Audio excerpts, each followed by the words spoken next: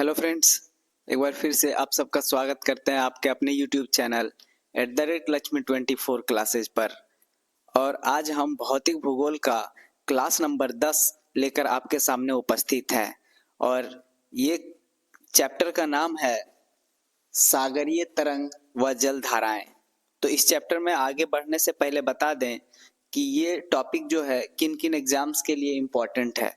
तो ये लगभग सारे एग्जाम्स के लिए इम्पोर्टेंट होंगे, जिसमें RO, ARO, Uttar Pradesh PCS, बाकी सभी स्टेट पीसीएस के लिए। और साथ ही साथ ये भी बताते चले आपको कि इस टॉपिक में जो भी फैक्ट्स का प्रयोग किया गया है वो सारे फैक्ट्स छोटे एग्जाम्स के लिए भी इम्पोर्टेंट है, जैसे रेलवे, एसएससीज, इन सारे एग्जाम्स के लिए इम्पोर्टेंट है। तो क्या होता है कि छोटे एग्जाम्स का जब हम तैयारी कर रहे होते हैं तो कोशिश करते हैं इस टॉपिक के जो दिए गए हमारे पास कुछ डेटाज हैं या कुछ फैक्ट्स हैं वो रटने की कोशिश करते हैं। तो आज कुछ नया करते हैं हम लोग, रटना नहीं है हम लोगों को, इस टॉपिक के थोड़े से कॉन्सेप्ट को समझते हुए चलेंगे, तो हम इसे रटेंगे नहीं। जैसे एग्जाम्पल के तौर पे हम रटने की कोशिश करते हैं कि कौन सी जलधाराएं गर्म होंगी और कौन सी जलधाराएं ठंडी होंगी। तो आज हम इसको क्या करेंगे, अपने थ्योरी के माध्यम से और कॉन्सेप्ट के माध्यम से आगे बढ़ेंगे और देखेंगे कि मुझे रटना नहीं पड़ेगा, आप लोगों को रटना नहीं पड़ेगा। इसमें आप पूरे क्लास करते करते सारी जलधाराओं को आप याद कर लेंगे। ठीक है, तो चलें हमारे साथ, आप भी कंसंट्रेशन बनाए रखिए और कंसंट्रेशन से पढ़ाई करिए। अगर मैप है तो हम हर क्लास में आपको कहते हैं मैप अपने सामने रखने के लिए, क्योंकि मैप आपको एक विजुअल स्टडी देता है जिससे आपको चीजें मेमोराइज करने में आसान हो जाती है। तो अब चलें क्लास के तरफ और देखते हैं क्या है सागरीय तरंग व जल धाराएं। सबसे पहले तो ये समझने की जरूरत है हम लोगों को कि सागरीय तरंगें क्या होती हैं। सागरीय तरंग क्या होती है, तो आप देखिए इसका एक डेफिनेशन दिया है कि सागरीय जल के दोलन गति है।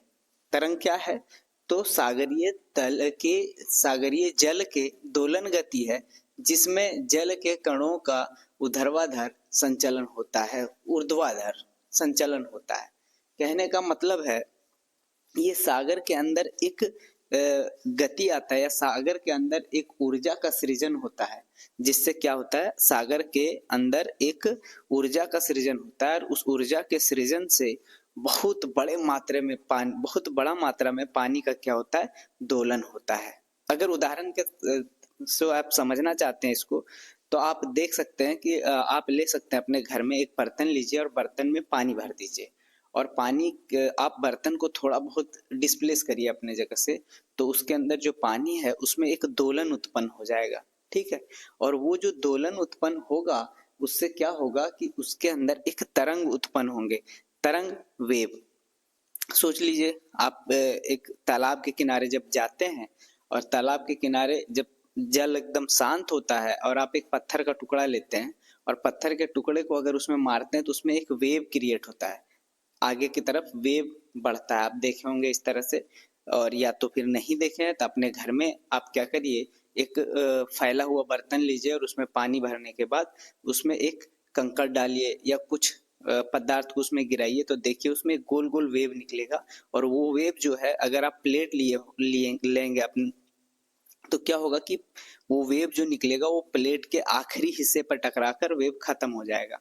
तो इसी अनुसार, प्लेट के अनुसार ही हम अपनी पृथ्वी को समझते हैं। पृथ्वी में क्या है कि हमारी पृथ्वी को अगर एक प्लेट के अनुसार आप समझे तो उसमें जल भराव है, जो हमारे जो महासागर है, महासागर प्लेट के अंदर जल भराव के रूप में आप मान सकते हैं।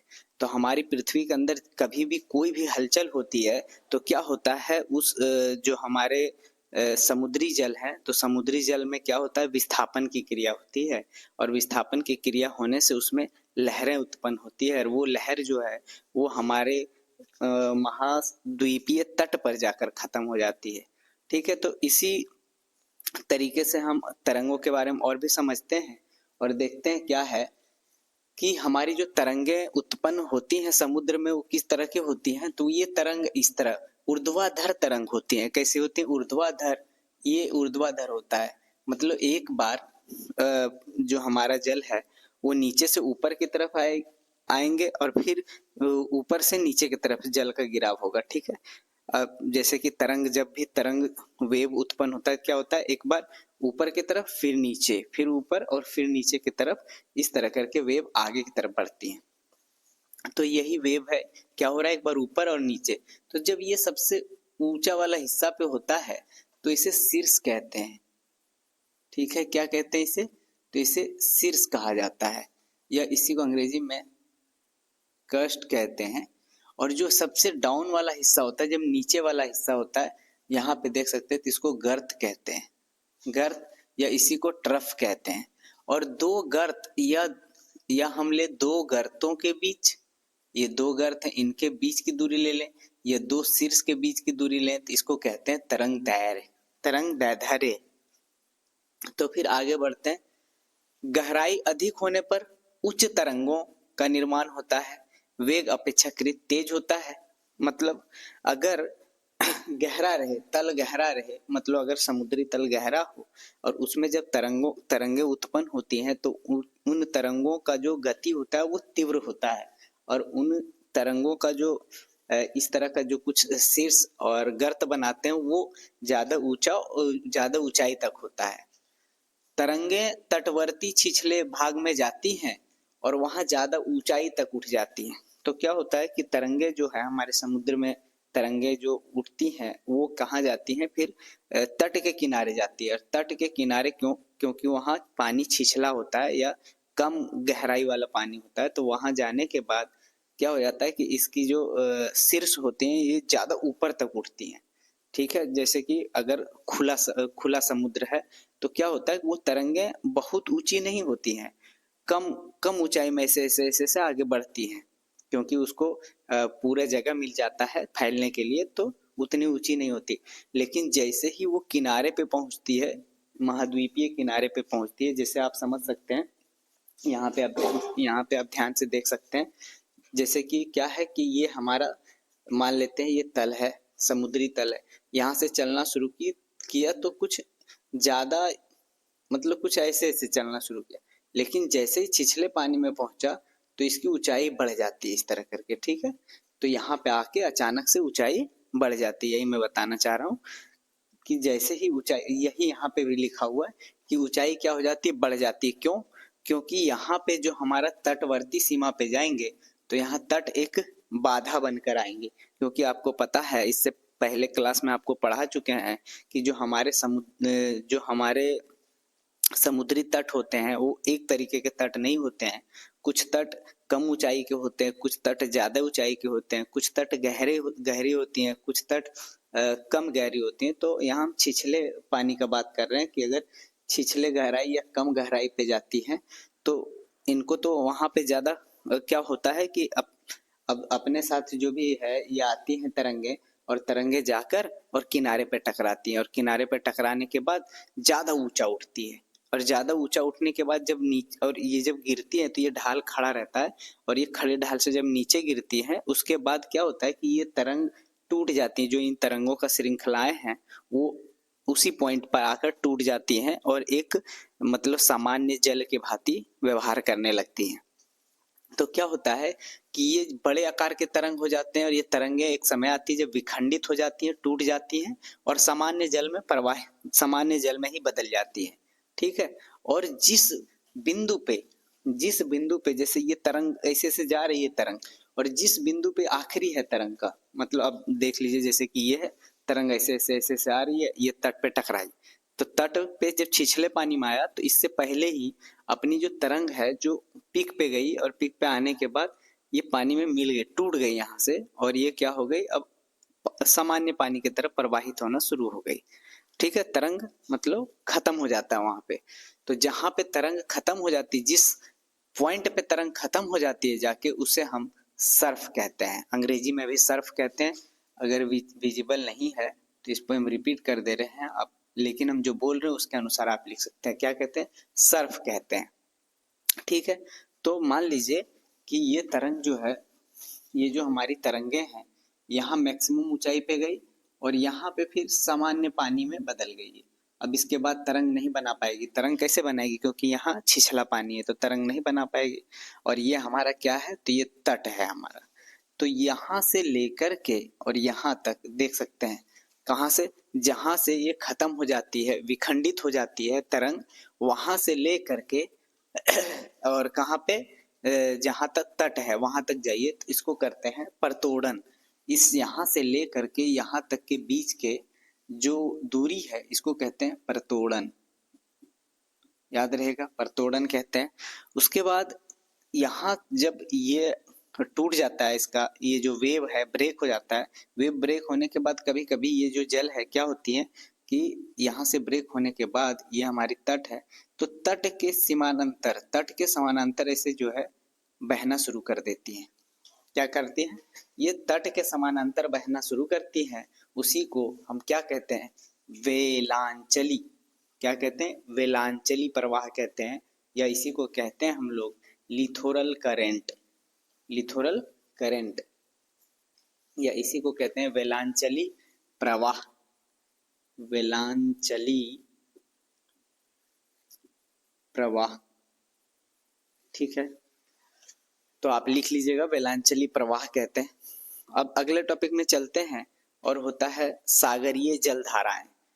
ठीक है, अब तक जो हम पढ़ रहे थे वो तरंग पढ़ रहे थे, और तरंग पढ़ने के पीछे ये कारण है कि सागरीय जलधाराएं जो होती हैं, या सागर में, अब सागर की जो जल होते हैं वो लगातार विस्थापित होती रहती हैं, और वो किस वजह से होती है, तो वो तरंगों के वजह से होती है। ये तरंगों के आने के पीछे कई कारण हैं। ये जो तरंग उत्पन्न होती है हमारे मतलब महासागरों में, जिसके वजह से बहुत ह्यूज अमाउंट में क्या होता है कि वाटर डिस्प्लेस हो जाता है, एक जगह से दूसरे जगह पर डिस्प्लेस होता है, या तो डिस्टरबेंस आ जाता है, तो उस वजह से तरंगे बनती है। और जब तरंगे बनती है तो बहुत ज्यादा मात्रा में पानी अपने साथ लेके जाती है और तट पे जाके टकराती है। और यही तरंगे जब तट पर जाती हैं तो अलग अलग तटों का निर्माण भी करती है।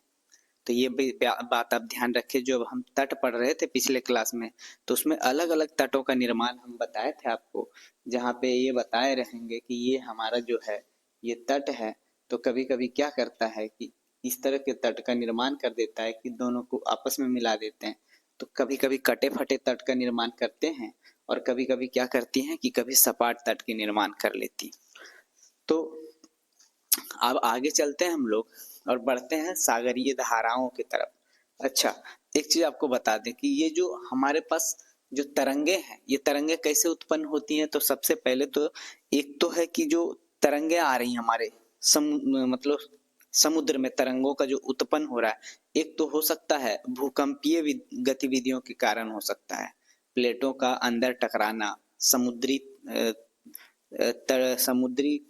के अंदर में टकराना प्लेटों का, क्या होता है वहां एक ऊर्जा का सृजन होता है, और वो ऊर्जा के सृजन के कारण क्या होता है कि तरंगों का निर्माण हो जाता है। दूसरा कारण क्या हो सकता है, वायु घर्षण।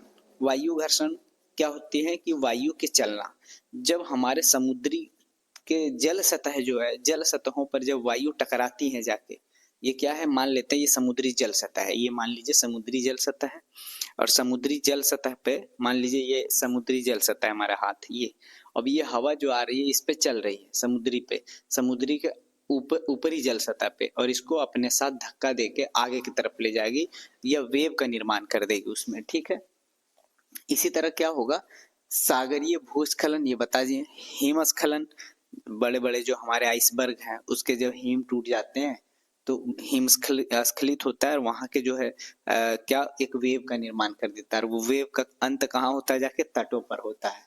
उसके भूकंपीय तरंग, गुरुत्वाकर्षण बल, जहाँ की गुरुत्वाकर्षण बल जो हमारी पृथ्वी पे लगातार गुरुत्वाकर्षण बल लग रहा है, किन किन के गुरुत्वाकर्षण बल, तो हम आपको देखिए गुरुत्वाकर्षण बल कैसे काम करता है। क्या है, ये हमारी पृथ्वी है, एक्चुअल में पृथ्वी इस तरह की नहीं है, इसकी बनावट आप ध्यान से देखेंगे तो कुछ इस तरह की हमारी पृथ्वी का बनावट है, मान लीजिए इसे है, और इसमें जल भरी हुई है, ये जो हमने इसे कटा दिखा इसके अंदर जल जल भरी हुई है इसके साइड साइड में, तो आप देख सकते हैं। अब क्या होता है कि इसके ऊपर यहाँ हमारी जो है जो मून है और सन, मून एंड सन, ये दोनों क्या कर रही हैं, इसके ऊपर ग्रेविटेशनल फोर्स लगा रही हैं, इसके ऊपर एक फोर्स एक्सर्ट कर रही हैं। ये दोनों एक कर रहे हैं एक्सर्ट। जब ये फोर्स एक्सर्ट करते हैं तो क्या होता है, मान लीजिए इसको और अच्छे से समझने के लिए इसको हम प्लेन बना दे रहे हैं, ठीक है। और ये मान लेते हैं कि इसके अगल बगल कुछ पानी भरा हुआ है। तो क्या हुआ कि इसके जो अगल बगल पानी ये भरे हुए हैं, देख सकते हैं ये पानी है हमारी पृथ्वी के, तो ये अपने तरफ खींचेगा। मून क्या करेगा, अपने तरफ खींचेगा इसको, जिसमें आपको पहले ही ये पढ़ाया जा चुका है हाई टाइड और लो टाइड के बारे में। तो यहाँ क्या होता है कि ये जल कुछ इसके तरफ ऐसे खींच जाती है, ठीक है, इस तरह करके। मतलब जो हमारे जल भरे हुए हैं ये क्या होते हैं, खींच जाते हैं इसे। तो जब इसके तरफ खींच गए तो इसी को हमने आपको पढ़ाया था कि यहाँ खींचा तो ये हाई टाइड और यहाँ दब गया ये दोनों साइड से तो लो टाइड। तो ये इस वजह से भी क्या होती है कि तरंगे उत्पन्न होती हैं, इसमें जल विस्थापित हो जाती हैं। जहाँ है सूर्य और चंद्रमा जब बल लगाती हैं तो हमारी पृथ्वी के ऊपर, तो क्योंकि हमारा जो समुद्र में जो पानी है वो तरल है, तो वो क्या करता है कि उसको वो भी अपने जगह से डिस्प्लेस हो जाती है, ठीक है। तो जो ये डिस्प्लेसमेंट हो जाता है, ये पानी जो एक जगह विस्थापित होती है ये पानी, तो क्या होता है उसके अंदर एक तरंग का निर्माण हो जाता है विस्थापन के वजह से। तो ये भी इसका एक कारण है, गुरुत्वाकर्षण बल, ठीक है। जहाँ पे हम लोग हाई टाइड और लो टाइड के बारे में, जहाँ ज्वार और भाटा के बारे में पढ़ चुके हैं।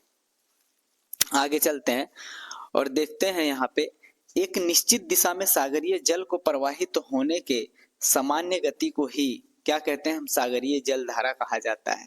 एक निश्चित दिशा में जो सागर के जल जो है एक निश्चित दिशा में प्रवाहित होने लगे तो उसी को हम क्या कहते हैं, सागरीय जल धाराएं कहते हैं।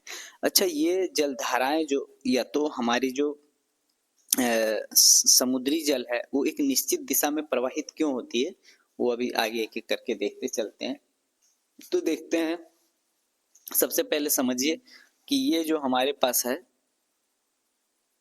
ये एक समुद्री इलाका है और इसके ऊपर हवा चलने के कारण इसके सतह पे क्या होता है, इसके सतह गतिमान हो जाती है, ठीक है।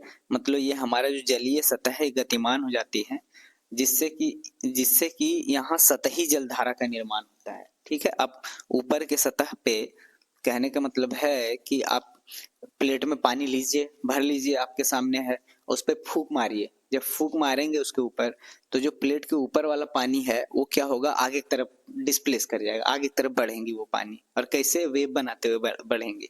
तो यहाँ पे भी क्या है, जब हवाएं चलती हैं इस पे तो क्या होती है, इसमें रगड़ खाने की वजह से, घर्षण होने के कारण ये ऐसे ऐसे आगे की तरफ बढ़ चलती है, क्या हो जाती है, आगे की तरफ बढ़ चलती है। तो हमारे जो समुद्र के पानी है लगातार प्रवाहित होती रहती है, तो इसके जो ऊपर वाला सतह है उसका भी वो भी प्रवाहित होते रहती हैं और मतलब गतिमान रहती हैं, और जो अंदर के सतह तलीय सतह है वो भी गतिमान होती हैं। तो जो सतही जलधाराएं होती हैं हमारे, कुछ जलधाराएं जो हैं, जो सतही जलधाराएं हैं, ऊपर वाले सरफेस की जलधाराएं हैं, उनकी जो गति होती है 8 से 12 किलोमीटर प्रति घंटे की होती है। और जो तलीय जलधाराएं होती है, नितलीय जलधाराएं जो होती हैं, उनकी गति जो होती है 8 से 10 किलोमीटर प्रति घंटे की होती है। इसके मतलब है कि नितलीय जलधाराओं की गति सतहीय जलधाराओं की गति से कम होती है। तो जल धाराओं के कारक कौन कौन है, ये जो जल धाराएं उत्पन्न होती हैं, आप सोचिए कि किस तरह की मतलब जल धाराओं का निर्माण होता कैसे होगा, जबकि हमने आपको डेफिनेशन में बता दिया है कि जल धाराओं का जल धारा कहते किसको हैं। तो किसको कहते हैं जल धारा, तो लिखा है कि निश्चित दिशा में पानी के प्रवाह को, समुद्री जल के प्रवाह एक निश्चित दिशा में, उसी को जल धारा कहते हैं। तो देखते हैं इसके कारक कौन है। तो सबसे पहले कारक जो है पृथ्वी का घूर्णन को हम लेते हैं, एक एक करके सारे कारक को पढ़ते हैं, जिसमें पहला कारक को क्या लेते हैं, पृथ्वी का घूर्णन। हमारी पृथ्वी जो है अपने अक्ष पे जो घूम रही है उसके कारण क्या होती है कि हमारे पृथ्वी के साथ जल जो है उस जल धाराओं में भी कुछ जल धाराएं जल धाराओं का निर्माण होता है या इसमें जो हमारे सागरीय जल है उसमें गति उत्पन्न होता है। ठीक है, इसको अच्छे से अगर आप समझना चाहते हैं तो आप सोच लीजिए कि आप एक बर्तन लीजिए जिसका मुंह थोड़ा ऊपर खुला सा हो, ऐसा बर्तन ले लीजिए, एक थाली लीजिए, कटोरा ले लीजिए, कुछ ऐसा लीजिए और उसमें पानी भर दीजिए। ठीक है, पानी ऊपर तक भरते हैं, थाली ही लीजिए, प्लेट अच्छा होता है उसको समझने के लिए, तो आप प्लेट लीजिए, उसमें पानी भरिए और प्लेट को अचानक से ऐसे खिसकाइए अपने जगह से। ठीक है, देख समझने के लिए आपको दिखा रहे हैं। मान लेते हैं ये प्लेट है, इसके ऊपर पानी भरा हुआ है यहाँ। अब क्या वो पानी भरा है इसके ऊपर, अब अपने क्या करिए, इसको इधर लेके जाइए जोर से। ठीक है, ऐसे लेके जाइए जैसे कि अब हमारी पृथ्वी भी तो घूर्णन कर रही है अपने इधर उधर, मतलब अपने एक्सिस पे घूम रही है, तो इसके ऊपर पानी है। आप इसको जैसे एक आगे लेके जाएंगे तो ये जो ठोस है हमारा, ठीक है, ये ठोस सॉलिड है, कौन सा, ये हमारा अर्थ सरफेस, और लेकिन जो पानी है इस पे वो लिक्विड है। तो जैसे आप आगे लेके जाएंगे तो पानी पूरा का पूरा पीछे की तरफ चली जाएगी। इसके मतलब है कि जिधर ये हमारे जो जिधर ये हमारी पृथ्वी जिधर गतिमान है उसके विपरीत जल धाराएं गति करती रहती हैं। ठीक है, मतलब वो चीज यहाँ लिखा हुआ है कि आप देख सकते हैं कि पृथ्वी का घूर्णन, या उसी को हम कहेंगे यहाँ जो पढ़ने जा रहे हैं वो कोरियोलिस पढ़ने जा रहे हैं, कोरियोलिस। इसमें कोरियोलिस बल, अब कोरियोलिस बल क्या है थोड़ा हम समझा देंगे। कोरियोलिस बल क्या है, एक छद्म बल है। क्या है, एक छद्म बल है कोरियोलिस बल।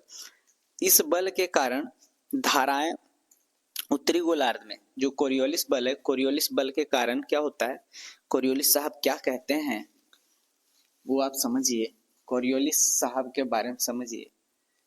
कहते हैं हवाओं की जो गति है उत्तरी गोलार्ध में, जो हवाएं चलती है वो कहाँ चलती है। देखिए मेन है कि पृथ्वी पे एक्चुअली में चलनी कैसे चाहिए थी हवाओं को हमारी पृथ्वी पे अगर यहाँ है तो सीधे गतिमान होनी चाहिए थी। मान लीजिए ये हमारा क्या है, निम्न दाब है, और ये हमारा क्या है, उच्च दाब है। ये जगह पे उच्च दाब है, तो उच्च दाब से निम्न दाब की तरफ हवाएं गतिमान होती हैं। तो अगर ये गतिमान हो रही तो इनको सीधे चलनी चाहिए थी, इनको जो है सीधे चलनी चाहिए थी, लेकिन सीधे ना जाकर ये क्या होती है कि ये हमारा है नॉर्थ पोल और ये हमारा है साउथ पोल, उत्तरी गोलार्ध और दक्षिणी गोलार्ध। तो इसको क्या होना चाहिए था कि हवा को सीधी चलनी चाहिए थी, लेकिन हमारे पृथ्वी के घूर्णन के कारण क्या होती है कि यहाँ एक कोरियोलिस बल एक्सपीरियंस करता है ये, और क्या होता है अपने एक्सिस से भटक जाता है, मतलब मुड़ जाती है। ठीक है, हवाएं क्या होती हैं, मुड़ जाती हैं। तो कैसे मुड़ती हैं, तो उसके लिए इन्होंने एक साइन बनाया कि उत्तरी गोलार्ध में दाईं तरफ से दाईं और हवाएं मुड़ती हैं और दक्षिणी गोलार्ध पे बाईं और हवाएं मुड़ती हैं। ठीक है, तो कोरियोलिस बल में क्या कहा गया कि जो हवाएं, अब जाहिर सी बात है कि देखिए कि जो हमारी जलधाराएं हैं उसमें हवा भी एक कारक है कि जिधर से हवाएं मूव कर रही होंगी, जिधर हवाएं चल रही होंगी वो जल से टकराएंगी और अपने साथ अपने ही दिशा में उसको मूव कराएंगी, जलधाराओं को या पानी को। तो क्या यही कोरियोलिस बल है। तो ये बोल रहा है इस बल के कारण धाराएं उत्तरी गोलार्ध में दाईं ओर एवं दक्षिणी गोलार्ध में बाईं ओर चलती हैं। लेकिन ये जो है हिंद महासागर में अपवाद है। हिंद महासागर के रूप में अगर देखा जाए तो वहां कोरियोलिस फोर्स एक अपवाद है। क्यों? क्योंकि हिंद महासागर की जो हवाएं आती हैं वो मानसूनी हवाएं होती हैं, और वहां जो हिंद महासागर में जो जल का विस्थापन होता है, समुद्री जल का विस्थापन होता है, वो कैसे होता है, तो वो मानसूनी हवाओं पर डिपेंड करता है। जब मानसूनी हवाओं का दिशा जिधर होगा उधर ही वहां की जल विस्थापित हो रही होंगी।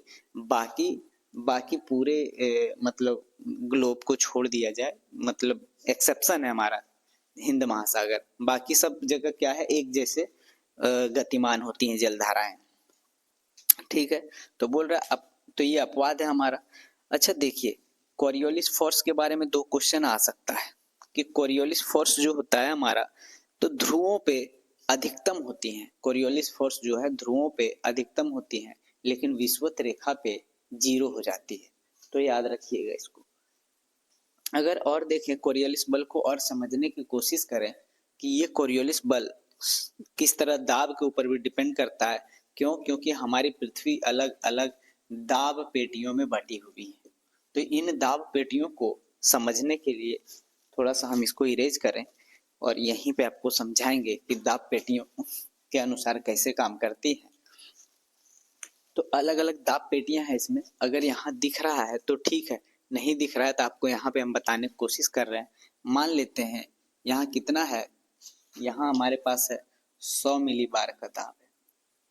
और क्या है, यहाँ मान लेते हैं हमारे पास 80 मिली बार का दाब है। और ऊपर चले तो यहाँ लेट करते हैं 70 मिली बार का दाब है। ये जो लाइन खींची गई है वो समदाब रेखाएं हैं। समदाब रेखाएं हैं। क्या है ये?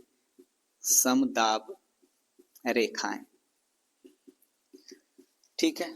अब क्या है कि अभी हम बताए कि यहाँ पे जो हवा का गति होना होगा वो कहाँ होगा, तो यहाँ पे ज्यादा दाब है तो अधिक दाब से मतलब हाई प्रेशर से लो प्रेशर की तरफ हवा क्या करेंगी, अभिसरित तो होंगी, मतलब मूव करेंगी, जाएंगी। तो क्या होगा, ये हवा जब यहाँ से यहाँ को मूव कर रही होगी तो ठीक है सीधे मूव कर रही है, लेकिन इसके ऊपर एक क्या है कि एक कोरियोलिस फोर्स भी लग रहा है। ये मूव क्यों कर रही है, यहाँ से इधर को क्यों जा रही है ये हवा, तो ये जा रही है दाब प्रवणता के कारण। दाब प्रवणता किसको कहते हैं? उच्च दाब से निम्न दाब की तरफ जाने को ही उसके दाब प्रवणता कहते हैं। दाब में अंतर को दाब प्रवणता कहते हैं। तो ये ज्यादा दाब, यहाँ दाब ज्यादा है, यहाँ दाब कम है, तो हवा निम्न दाब से उच्च दाब उच्च दाब से निम्न दाब की तरफ जाना शुरू करती है। लेकिन क्योंकि हमारी पृथ्वी घूम भी तो रही है, तो क्या है, घूमने की वजह से अभी बताया कि कोरियोलिस बल लग रहा है। तो जैसे कोरियोलिस बल लगेगी तो नॉर्थ पोल में अपन हवाएं जितनी भी है वो दाहिने की ओर मुड़ेंगी। कहाँ मुड़ेंगी? दाहिने की ओर। तो मान लो ये नॉर्थ पोल है, तो क्या होगा कि आगे ये हवाएं किधर मुड़ेंगी, तो दाहिने की ओर मुड़ जाएंगी। यहाँ पे कोरियोलिस बल जो है वो हमेशा कितने पे यहाँ लग रहा होगा, तो यहाँ लग रहा होगा 90 पे, 90 डिग्री पे। कोरियोलिस बल हमेशा 90 डिग्री पे यहाँ लगती है। तो जब यहाँ है तो जो हवा की दिशा होगी, हवा की दिशा वो इधर चली जाएगी, ये होगी हवा की दिशा। ये हमारा है कोरियोलिस फोर्स और ये नॉर्मल गति करना था हवा को हमारी। ठीक है, आगे चले यहाँ से, तो आगे जब ये हवा बढ़ेगी तो कुछ ऐसे होगा, कोरियोलिस कुछ नीचे की तरफ ले लेते हैं और यहाँ से जो हवा का गति है, मतलब थोड़ा और आप ऐसे ले लीजिए इसको, हवा का जो गति है वो इधर को होगा। ठीक है, ये हमारा हवा है, ये कोरियोलिस फोर्स लग रहा है। ठीक है, तो कोरियोलिस फोर्स लगभग 90 डिग्री पे उसको मूव कराना चाहती है। तो हवा अभी भी हमारी क्या है, गति जो कर रही है, हवा इधर मान लेते हैं 30 डिग्री पे कर रहा है, यहाँ कुछ ज्यादा पे, यहाँ कुछ और नीचे की तरफ आती है। और आगे जब जाएंगे तो एक्चुअल में कोरियोलिस बल कहाँ लग रहा होगा, तो हवा जिस दिशा में चल रही है जस्ट उसके विपरीत दिशा में कोरियोलिस फोर्स लग रहा होगा। तो हमारी जो हवा की दिशा होगी तो कितनी होगी, तो सीधे रेखा में, मतलब समदाब जो रेखा है हमारे, उस सीधे की तरफ चलना शुरू कर देगी। और इस चलने को हम कहते हैं भूक्षेपी पवने। क्या कहते हैं? भूक्षेपी पवन। ये हम आपको वायुमंडलीय संचरण का जब टॉपिक पढ़ाएंगे तो अच्छे से समझाएंगे। बस आप यहाँ समझिए कि हम जल धाराओं के परिप्रेक्ष्य में बता रहे हैं कि जिस तरह से हवाएं मूव करेंगी कोरियोलिस बल के कारण, उधर ही हमारी जल धाराएं भी मूव करेंगी, उधर ही जल धाराएं भी घूमेंगी। तो कोरियोलिस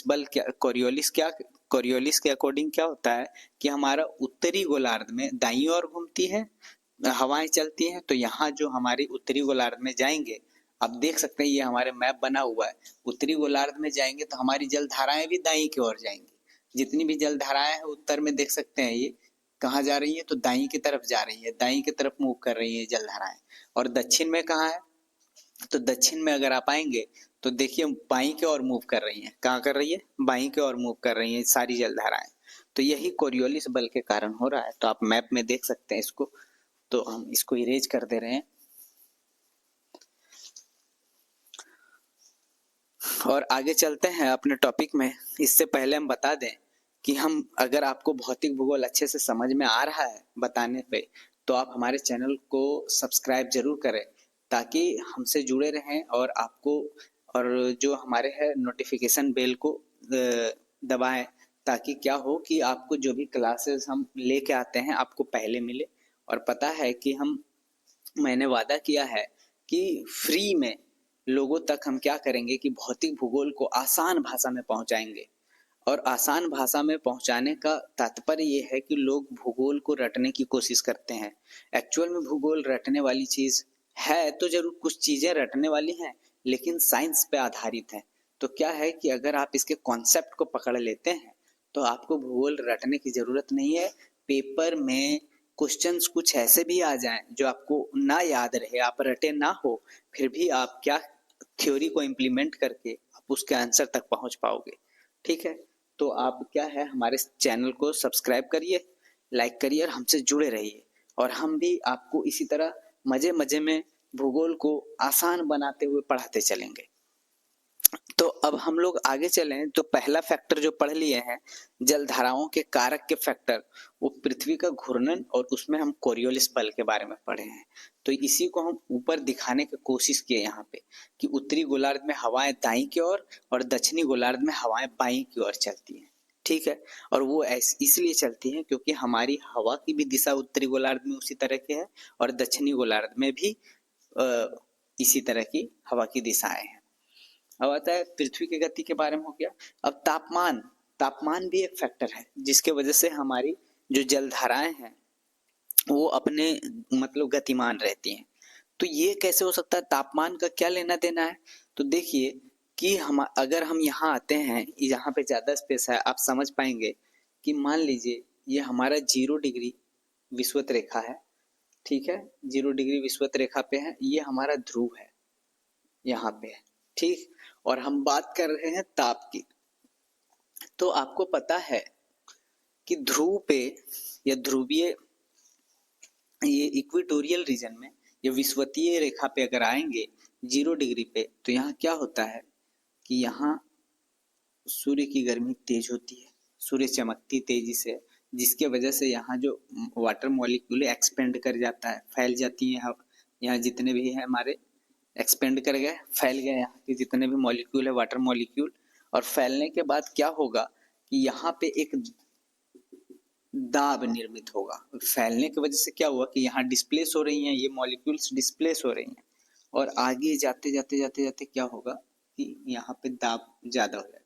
तो ये जब फैल रही हैं तो फैलने के बाद ये क्या होंगी कि मूव करेंगी, इनको आगे बढ़ने की जरूरत होगी। ठीक है, यहाँ के जितने भी वाटर मॉलिक्यूल हैं वो फैलने के बाद आगे की तरफ डिस्प्लेस कर जाएगी, जिससे क्या होता है कि हमारी जलधाराओं का निर्माण हो जाता है। ठीक है, तो ये भी एक रीजन है जलधारा निर्माण होने का। तो आप यहाँ पे देख लीजिए, और यहाँ पे क्या है 0 डिग्री है तो यहाँ के तापमान लगभग 28 डिग्री सेल्सियस है, यहाँ 2 डिग्री सेल्सियस है। यहाँ पानी का फैलाव होता है और पानी का फैलाव के साथ साथ इसी जगह पे वाष्पन क्रिया भी ज्यादा होती है। तो वाष्पन क्रिया होने के वजह से, तो अभी तो ताप पड़ रहे हैं, ताप में यहाँ पानी का फैलाव हुआ और यहाँ पे दाब क्रिएट कर रहा है। ठीक है, यहाँ पे दाब उत्पन्न हो रहा है। अब इसको देखिए, मान लेते हैं ये जगह है। ठीक है, ये जगह पे ताप ज्यादा पड़ रहा है तो यहाँ जो वाटर मॉलिक्यूल है फैलेंगी। फैलने की वजह से यहाँ क्या होगा कि ये तो फैलना चाह रही है, तो फैलना चाह रही है तो आगे की जो वाटर मॉलिक्यूल उसको धक्का दे के आगे तरफ बढ़ा देंगी। तो ये भी कारण है कि यहाँ पे क्या कर रही है ये कि जल धाराओं को अपनी दिशा दे रही है, जल में धाराओं को गति प्रदान कर रही है। ठीक है, अर्थात जल का विषुवत रेखा से ध्रुव की ओर प्रवाह हो जाता है। यही कारण है कि विषुवत रेखा से ध्रुव की ओर प्रवाहित होने लगती हैं जलधाराएं। देख सकते हैं आप, ये हमारा विषुवत रेखा है और यहाँ से ध्रुव की तरफ इसका प्रवाह हो रहा है। तो इसका कारण क्या है? तो इसका कारण यहाँ पे दाब उत्पन्न होना है। ठीक है, आगे चलते हैं। देख सकते हैं आप, यहाँ निम्न दाब होता है, हमारे जो ध्रुवीय क्षेत्र है वो निम्न दाब होते हैं। और 30 डिग्री पे देखते हैं, हमने इसके पिछले क्लास में बताया है कि मोस्टली जितने भी मरुस्थल हैं वो 30 डिग्री पे होती हैं। क्यों? क्योंकि वहाँ बारिश नहीं हो पाती और उसमें जलधाराओं का भी क्या है, जलधाराओं का भी अपना रोल है। तो ये देख सकते हैं कि यहाँ वाष्पन तो होता है सबसे ज्यादा, यहाँ पे बारिश सबसे ज्यादा, यहाँ वाष्पन हुआ यहाँ पे निम्न क्षेत्र है, ये निम्न क्षेत्र, इसको अच्छे से हम समझा रहे हैं, आप यहाँ से देखिए। ये क्या है, ये हमारा 0 डिग्री है और ये हमारा 30 डिग्री है। यहाँ सबसे ज्यादा सूर्य का तप होता है, सूर्य तप सबसे ज्यादा होने की वजह से यहाँ पे क्या होता है, हवाएं उठती तो है, यहाँ पे ऊपर उठ जाती हैं। क्या होती हैं, यहाँ की हवाएं ऊपर की तरफ उठ जाती हैं। उठने की वजह से यहाँ निम्न क्षेत्र, निम्न दाब का क्षेत्र बनता है और ये निम्न दाब के क्षेत्र को भरने के लिए यहाँ से 30 डिग्री से क्या होती है, यहाँ की हवाएं इधर को आती हैं। क्या होती हैं, इधर। और जब ये हवाएं ऊपर उठती हैं तो यहाँ बादल का निर्माण होता है। क्या होता है, बादल का निर्माण। और इस जगह पे सबसे ज्यादा बारिश होती है, लेकिन वाष्पन का क्रिया सबसे ज्यादा यहाँ पे होता है। यहाँ पे वाष्पन की क्रिया सबसे ज्यादा हुआ और बारिश की प्रक्रिया सबसे ज्यादा यहाँ पे हो रही है 0 डिग्री पे। तो क्या होगा कि यहाँ पे पानी का दाब ज्यादा होगा जब यहाँ बारिश ज्यादा हो रही है। और यहाँ पे क्या होगा, वाष्पन तो यहाँ हो रहा है लेकिन बारिश नहीं हो रही है, तो यहाँ मरुभूमि का निर्माण हो जाता है। लेकिन अब ध्यान से अगर समझे तो ये आपको हम यही तो बताए अभी, ये हमारा है 0 डिग्री। क्या है, 0 डिग्री, ठीक है। और ये हमारा है 30 डिग्री। अब यहाँ वाष्पन ज्यादा हुआ, यहाँ से वाष्पन होने के बाद और यहाँ पे किस तरह का दाब है हमारा, तो यहाँ हमारा एक उच्च दाब है और यहाँ हवाएं कहाँ आती हैं, निम्न दाब की तरफ आती हैं और यहाँ से हवाएं ऊपर की तरफ उठ जाती हैं। ये हवाएं ऊपर की तरफ उठती हैं, तो जो अपने साथ वाष्पन है 30 डिग्री से जो वाष्पित हो रही है यहाँ, तो ये वाष्पन यहाँ आती हैं और क्या होती है, बारिश कराती है बहुत तेजी से। तो जब बारिश कराती है तो इस जगह पे क्या होता है, बारिश की वजह से, देखिए इस जगह पे बारिश की वजह से यहाँ पानी बहुत ज्यादा हो जाता है इस क्षेत्र में। तो वही चीज यहाँ बताया गया कि इस क्षेत्र में पानी ज्यादा हो जाने के कारण ये क्या होती हैं कि अपने जगह से आगे की तरफ बढ़ जाती हैं, दाब के कारण आगे बढ़ती हैं। ठीक है, यही चीज अगर हम यहाँ आ जाते हैं, यहाँ पे हमने बताया 0 डिग्री है विषुवत रेखा, यहाँ हमने बताया 30 डिग्री, ये हमारा ध्रुवीय जगह है जो कि 90 डिग्री पे है। कितने है, 90 डिग्री पे ध्रुवीय है। ठीक है, तो क्या होता है कि कभी कभी यहाँ से बर्फ को पिघलने के कारण यहाँ भी दाब का निर्माण होता है, बर्फ पिघलने से।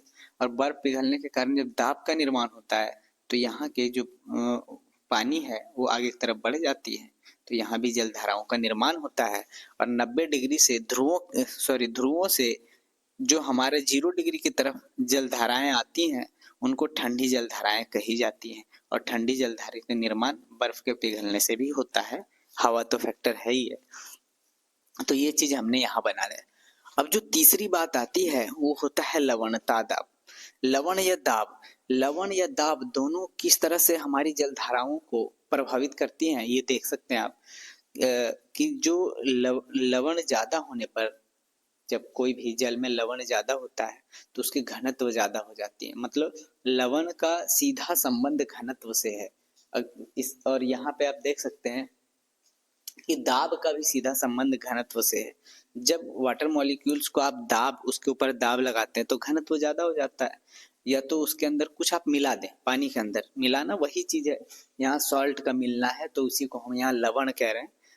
तो कुछ भी मिलाएंगे तो उसके घनत्व बढ़ जाएंगे और जब घनत्व बढ़ेंगी तो घनत्व बढ़ने के कारण क्या हो जाता है ये आप देख सकते हैं। तो क्या होता है, ऊर्ध्वाधर गमन होने लगता है।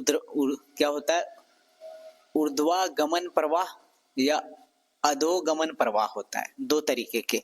इसको अंग्रेजी में कहेंगे अप वेलिंग या उसमें डाउन वेलिंग होगा। तो अप वेलिंग डाउन वेलिंग, जो ये फोटो बना है अगर आपको दिख रहा है तो ठीक है, और नहीं भी दिख रहा है तो हम इस पे आपको पेन से दोबारा बना बना के दिखा रहे हैं। ये जो दाब है ब्लू से लिखा है, जो साफ नहीं दिख रहा होगा, तो इसको हम ब्लैक करते हैं दाब। ठीक है, अब आपको पता है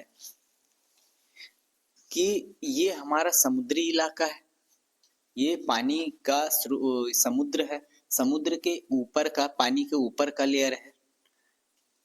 ठीक है, और अब अगर इसमें दो कारण से इस पे ज्यादा दाब पड़ सकता है। मान लेते हैं ये एक समुद्र है, इसकी अगर मान लेते हैं लवणता ज्यादा हो तो इसका घनत्व ज्यादा होता है।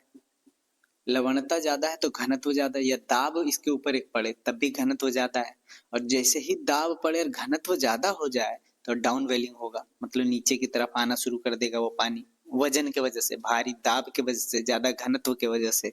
यही चीज यहाँ पे दिखाया गया है कि क्या हुआ कि इधर हवाएं हमारी क्या चल रही हैं, इधर से हमारी हवाएं चल रही हैं, और जैसे ये हवा, और ध्यान से देखिए, जैसे ही हवा, क्या हुआ इसको समझाने के लिए बताएं कि मान लेते हैं पूरा एक सपाट समुद्र है।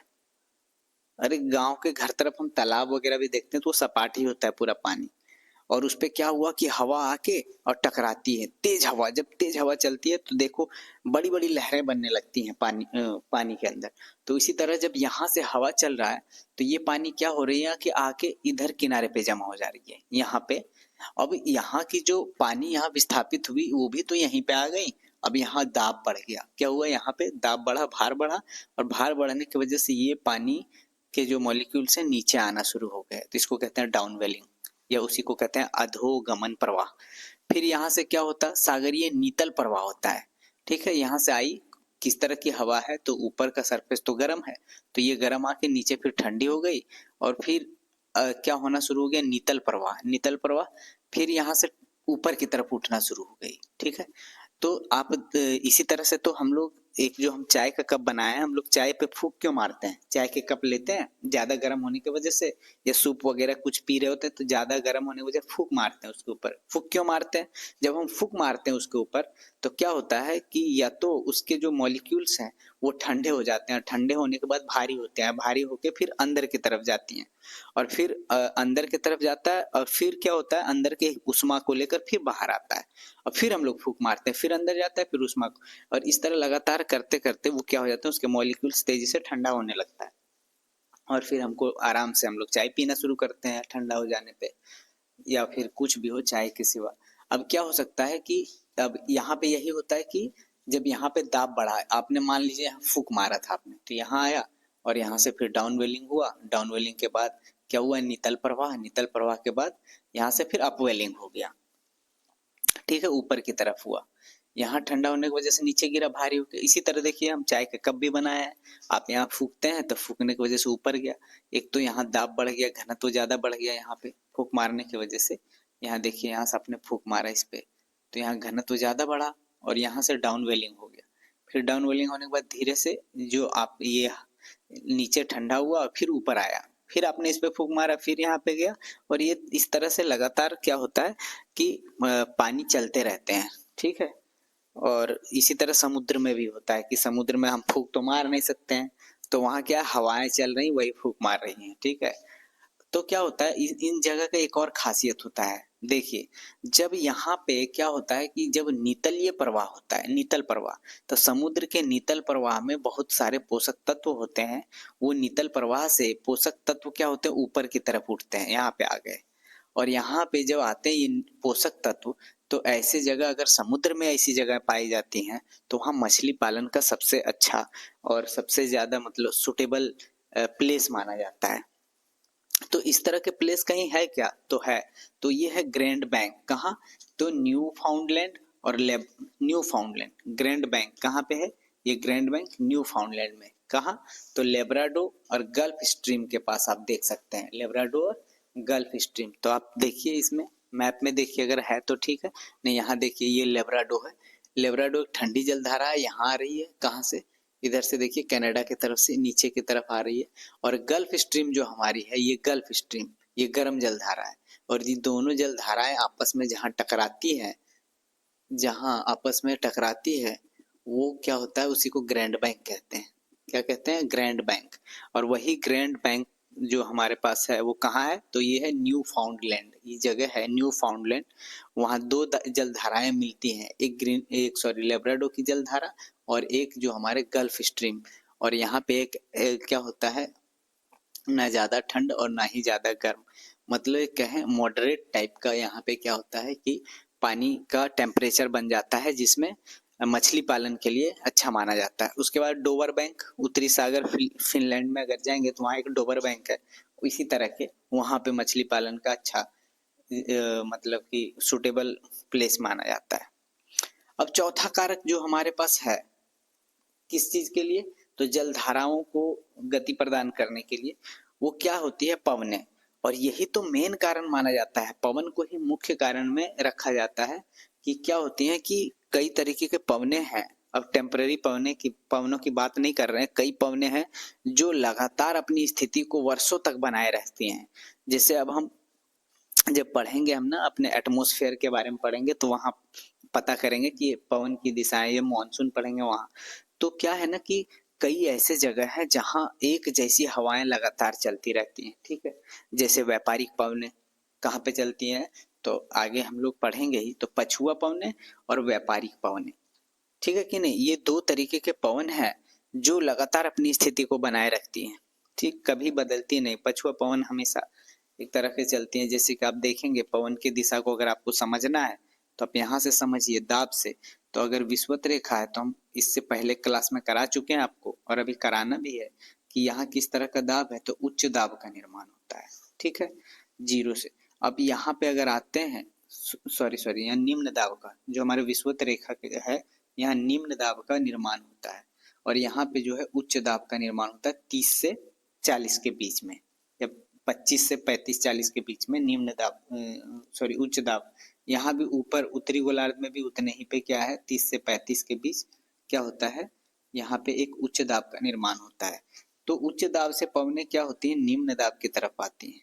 उच्च दाब से पवनें निम्न दाब की तरफ आती हैं, और ये सारी पवनें क्या कहलाती हैं, ये व्यापारिक पवनें हैं, और ये हमेशा इसी तरह से प्रवाहित होती हैं। तो ये अपने नेचर को कभी बदलती नहीं, बहुत कम रेयर केसेस में ये अपने नेचर को बदलती हैं। इसी तरह और ऊपर चले जाएंगे तो यहाँ पछुआ पवनों का निर्माण होता है, क्योंकि ये उच्च दाब है, और ये उधर जाएंगे निम्न दाब, तो उच्च दाब से निम्न दाब की तरफ जाएंगे, तो ये जो है पछुआ पवन कहलाती है। क्या कहलाती है, पछुआ पवनें कहलाती हैं। तो अब समझ में आ गया होगा कि पवनों की वजह से जो है हमारी जलधाराएं अपने जगह से विस्थापित होती रहती हैं, अपने दिशाओं को मेंटेन करके रखती हैं। आगे चलते हैं, महाद्वीपीय तटीय बाधा।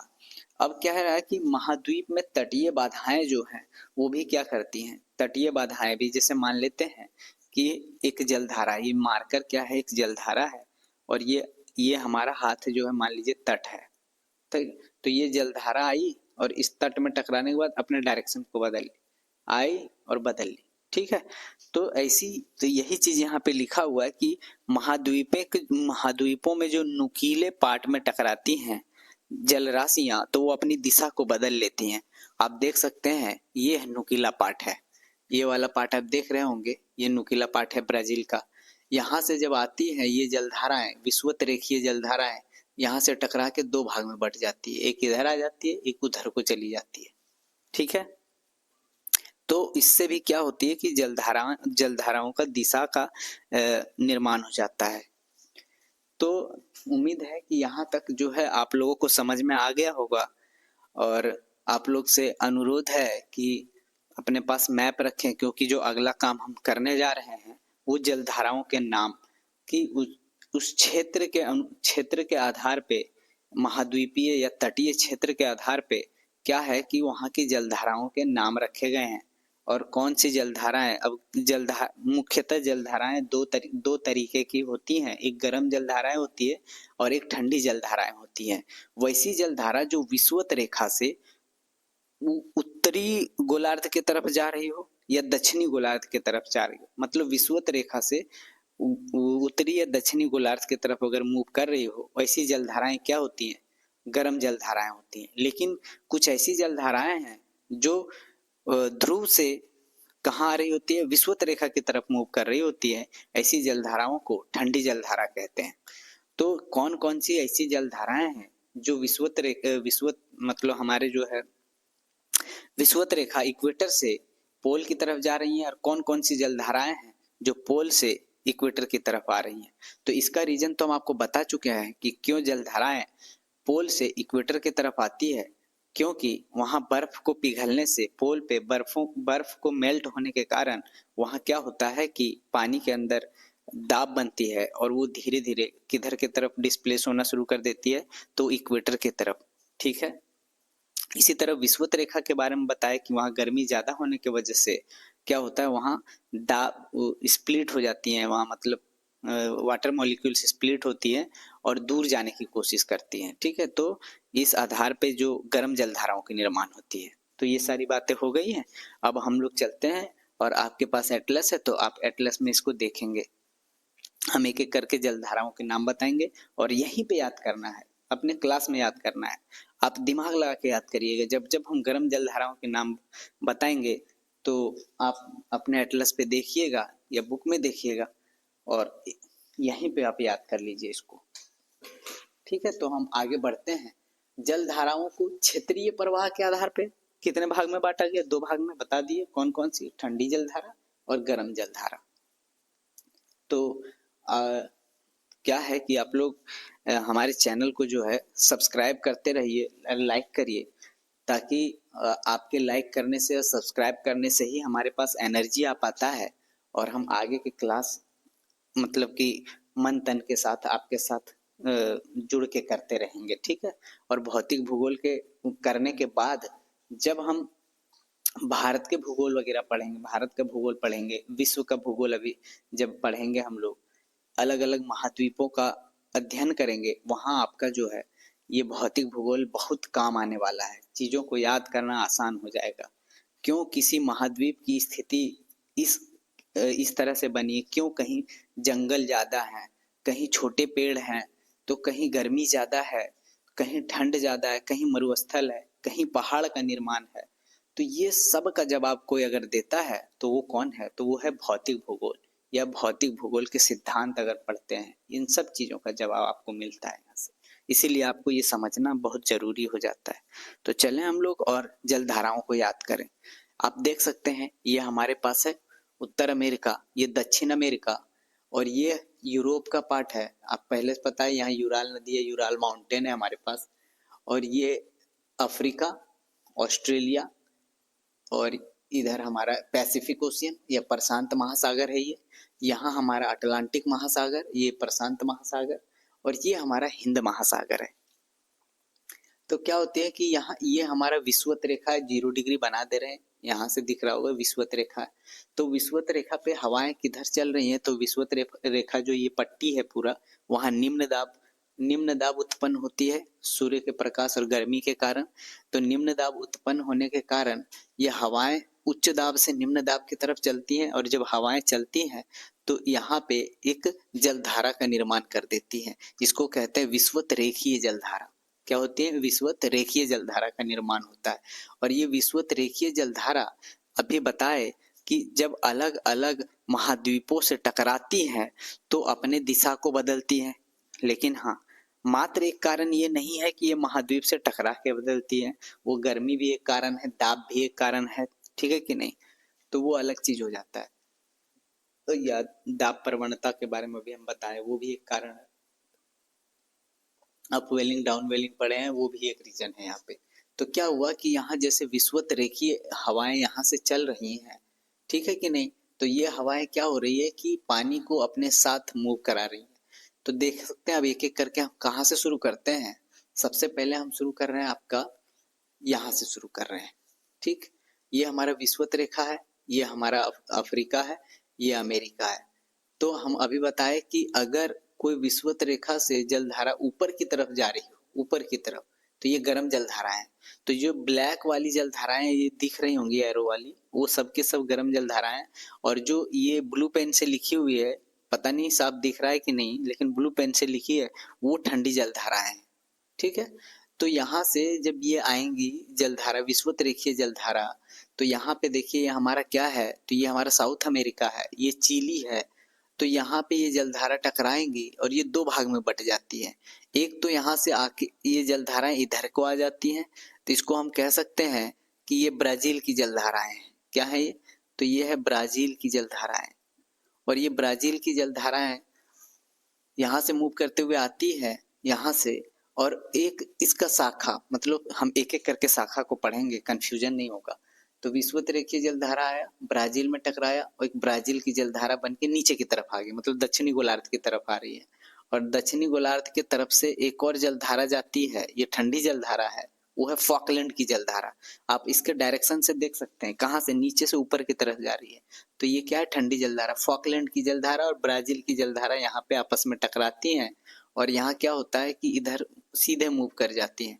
मतलब कहने का मतलब है ये हमारा ये आ जाता है दक्षिणी, ये ट्रॉपिक ऑफ कैंसर है, ट्रॉपिक ऑफ कैप्रिकॉर्न, यहाँ से आती है और ये सीधा मूव करते हुए फिर से कहाँ चली जाती है, ऊपर की तरफ, यहाँ से टकराते हुए ऊपर की तरफ जाती है और फिर ये ठंडी हो जाती है। ठीक है, यहाँ से क्या आई, गर्म जलधारा, इसके साथ फॉकलैंड की जलधारा, ठंडी जलधारा मिली।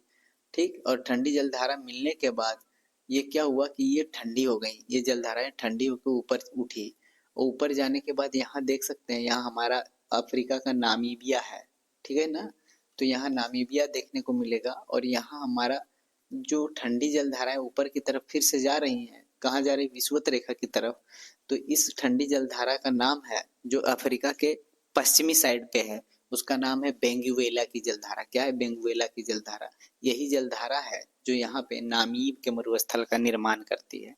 ये हम जब आपको मरुस्थल पढ़ा रहे थे तब बताए थे कि कैसे जलधाराएं जो है मरुस्थल के निर्माण करती है। ठंडी जलधाराएं वाष्पित नहीं हो पाती या बारिश नहीं होता, ये समझ में आ गया। तो कौन कौन सी जलधाराएं पढ़ लिए, ब्राजील की जलधाराएं, फॉकलैंड की जलधाराएं और बेंगुएला की जलधाराएं। बेंगुएला की जलधाराएं ठंडी जलधारा है, फॉकलैंड की जलधारा ठंडी जलधारा है, ब्राजील की जलधारा गर्म जलधारा है। और इसी विषुवत रेखीय जलधारा के एक ऊपर की तरफ जाता है, जो मैक्सिको के खाड़ी की तरफ जाते हुए नजर आएगा आपको। जो यहाँ कटता है उसको कहते हैं एंटीलीज की जलधारा। और एक चला जाता है, ये जगह है अमेरिका का ये वाला हिस्सा देखेंगे, सॉरी ये देखेंगे ब्राजील के इस वाले हिस्से में, यहाँ ये फॉकलैंड है, तो यहाँ जाएंगे, सॉरी फ्लोरिडा है, तो यहाँ होगा फ्लोरिडा की जलधारा। क्या हो जाएगा, फ्लोरिडा की जलधारा, एंटीलीज की जलधारा, फ्लोरिडा की जलधारा। और फ्लोरिडा की जलधारा आगे की तरफ बढ़ेगी तो यहाँ होता है गल्फ, क्या कहते हैं, गल्फ स्ट्रीम, गल्फ की जलधारा। ये गल्फ जलधारा आगे की तरफ चली जाती है, ठीक है, मूव कर जाती है आगे। और इधर से एक लेब्राडो की जलधारा आती है, गल्फ जलधारा और लेब्राडो जलधारा इधर। और फिर ग्रीनलैंड की तरफ से ग्रीनलैंड की जलधारा।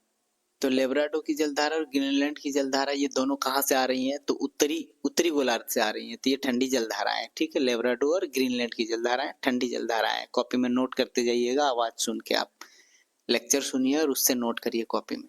तो ये जलधाराएं आपस में आके यहाँ पे मिल जाती हैं, ठीक है। और ये जलधारा जो गर्म जलधारा जा रहा है फ्लोरिडा या गल्फ की जलधारा, वो आगे बढ़ जाती है इरमिंजर की जलधारा के नाम से। और फिर कहाँ जाती है, नॉर्वे वगैरह में चली जाती है, नॉर्वे की तरफ। तो वहाँ नॉर्वेजियन की जलधारा के नाम से जानी जाती है। और यही ये गर्म जलधाराएं जो ऊपर जाके यूरोप में बारिश कराती हैं और साथ रसिया के कुछ हिस्से में, नॉर्वे वगैरह में बारिश कराने में हेल्प करती हैं गर्म जलधाराएं वाष्पित होने के बाद। और यहाँ से एक जलधारा नीचे की तरफ है जो कहाँ पे चली जाती है, तो ये उत्तरी सागर में चली जाती है, उत्तरी सागर की तरफ एक जलधारा जिसको कहते हैं रेनल की जलधारा। उत्तरी सागर कहाँ है अब हमको बताएंगे। तो रेनल की जलधारा कहाँ है, उत्तरी सागर की तरफ जाएगा, इधर नहीं, उत्तरी। और एक जलधारा फिर से नीचे की तरफ, ये जलधारा ऊपर गई और फिर उसके अंदर लेब्राडो की जलधारा, ग्रीनलैंड की दो ठंडी जलधाराएं हैं, उससे मिलते हुए नीचे की तरफ फिर मूव करेंगे, विषुवतीय रेखा की तरफ मूव करेगी। तो जब अफ्रीका के इस वाले हिस्से पे आएगी तो इसको कहते हैं कैनेरी की जलधारा। और वो ठंडी जलधारा है, क्योंकि आप इसके एरो से पता कर सकते हैं कि नीचे आ रही तो ठंडी जलधारा है। ये है कैनेरी की जलधारा, ठीक है। और कैनेरी की जलधारा के पास भी एक मरुस्थल है, आपको पता है कौन सा मरुस्थल, सहारा का मरुस्थल। तो एक तरफ समझ में आ गया। अब आते हैं हम लोग यहाँ भारत के नीचे आते हैं, यहाँ भी विषुवत रेखीय ये जलधाराएं इधर जा रही हैं। तो उत्तरी विषुवत रेखीय जलधारा और दक्षिणी विषुवत रेखीय जलधारा जो है वो टकरा के अफ्रीका के मेडागास्कर की तरफ आएगी। तो उस जलधारा को कहेंगे मोजाम्बिक की जलधारा। तो यहाँ ये जलधारा दो भाग में बटेंगी, एक मोजाम्बिक की जलधारा, एक मेडागास्कर की जलधारा। और फिर आगे ये दोनों जलधाराएं आपस में मिल जाएंगी, मोजाम्बिक और मेडागास्कर की जलधाराएं आपस में मिलेंगी, दोनों गर्म ही जलधाराएं। और फिर वो कहलाएंगे अग्लुहास की जलधारा। और ये अग्लुहास की जलधारा फिर ऊपर की तरफ जाएंगी, जब ऊपर जाएंगी तो ये ठंडी जलधारा में परिवर्तित होंगी, क्योंकि इधर से ठंडी जलधाराएं आपस में मिलती हैं। जब ये ठंडी जलधारा ऊपर की तरफ मिलेंगी तो ये पश्चिमी ऑस्ट्रेलिया की जलधारा कहते हैं। क्या कहते हैं, पश्चिमी ऑस्ट्रेलिया की जलधारा एक ठंडी जलधारा है। यही हमने आपको बताया था कि यहाँ पे मरुस्थल है सैंडी, गिब्सन और विक्टोरिया। तो ये मरुस्थल कैसे बना है, तो ये पश्चिमी ऑस्ट्रेलिया की जलधारा की वजह से बना है और ये एक ठंडी जलधारा है। ठीक है। अब चलें, अब देखते हैं प्रशांत महासागर की जलधारा। अब यहाँ की जलधारा आप देख सकते हैं कि ये जलधारा जैसे ही यहाँ पे आएंगी और यहाँ ये जलधाराएं यहाँ से आती है। सबसे पहले ये आई जलधारा यहाँ पूर्वी ऑस्ट्रेलिया पे, आप देखेंगे तो यहाँ मुड़ जाती है। ये उत्तरी विषुवत रेखीय जलधारा और दक्षिणी विषुवत रेखीय जलधारा। तो दक्षिणी विषुवत रेखीय जलधारा यहाँ आएंगी और ऑस्ट्रेलिया के पूर्वी हिस्से से टकराएंगी, तो इसको कहते हैं पूर्वी ऑस्ट्रेलिया की जलधारा। और ये कैसी जलधारा है, तो एक गर्म जलधारा है। और जो हमारे विषुवत के जो है उत्तरी विषुवतीय जलधाराएं जो है वो ऊपर की तरफ उठ जाती हैं फिलीपींस से, तो ऊपर की तरफ जाएंगी तो आप देखेंगे ऊपर जो जा रही है एक गर्म जलधारा, इसको कहते हैं क्यूरोसियो की जलधारा, क्यूरोसियो की जलधारा। और एक जलधारा जो है ऊपर से आ रही होंगी, इधर से आ रही हुई चुप्पी सागर की तरफ से आप ध्यान से देखेंगे आ रही होगी। ये जलधारा कहाँ आती है, नीचे की तरफ आती है, मतलब विषुवत रेखा की तरफ मूव कर रही है। इसको कहते हैं ओयोसियो की जलधारा। जापान की तरफ देखेंगे, जापान के पास मिलेगा ओयोसियो की जलधारा। ठीक है। अब ये पता है कि ये प्रशांत महासागर है, इसी का हिस्सा ये प्रशांत महासागर। वो जलधाराएं पूरे एक तरह से रोटेट होते रहती हैं, घूमती हैं, ठीक है ना, एक लूप बनाती हैं। तो ये जलधारा कहाँ लूप बनाएंगी, यहाँ पे आके टकराएंगी। और जलधाराएं जब यहाँ पे टकराएगी तो यहाँ पे एक ठंडी जलधारा जब नीचे की तरफ से ऊपर जाएगी, ये देखिए वह दक्षिण ऑस्ट्रेलिया की पूर्वी ऑस्ट्रेलिया की जलधारा है, वो कहाँ पे आके टकरा रही है, तो वो टकरा रही है आके हमारे पेरू में, दक्षिण अमेरिका के। तो ये कहलाएंगे पेरू की जलधारा। पेरू की जलधारा एक ठंडी जलधारा है। और वहां देखिए जो हमारे पास ओयोसियो की जलधारा या यहाँ क्यूरोसियो की जलधारा है, क्यूरोसियो ओयोसियो, वो जलधारा यहाँ हमारे जो है अलास्का वाले प्रांत में टकराएंगी आके, ये जलधारा आएगी। और इसको हम लोग कहते हैं ऊपरी प्रशांत जलधारा। तो उत्तरी प्रशांत जलधारा एक गर्म जलधारा है। ये जलधारा आई और टकराने के बाद कैलिफोर्निया में वो ठंडी जलधारा से मिलती है, अलास्का की ठंडी जलधारा से। तो वो क्या होती है, ठंडी हो जाती है और कैलिफोर्निया में मिलती है। उसको कहते हैं कैलिफोर्निया की जलधारा, जो कि एक ठंडी जलधारा है, कैलिफोर्निया की जलधारा, याद रहे। तो दोस्तों आपको पता है कि जिस तरह से हमने आपको ये पूरी जलधाराओं को आसानी से बता दिया, तो हम उम्मीद करते हैं कि आप इसको एक नोट्स बनाएंगे और नोट बनाने के बाद एक दो बार और देखेंगे, याद हो जाएगा मोस्टली। तो अगर आपने ध्यान दिया होगा तो यही याद हो गया होगा। तो हाँ, आपसे अनुरोध करते हैं कि जितनी भी आप ये जलधाराएं हैं एक ब्लैंक मैप लीजिए और ब्लैंक मैप पे एक से दो बार बना लीजिए जलधाराओं को, आपको याद हो जाएगा। ठीक है, तो आज के क्लास हम यहाँ समाप्त करते हैं। जय हिंद, गुड नाइट।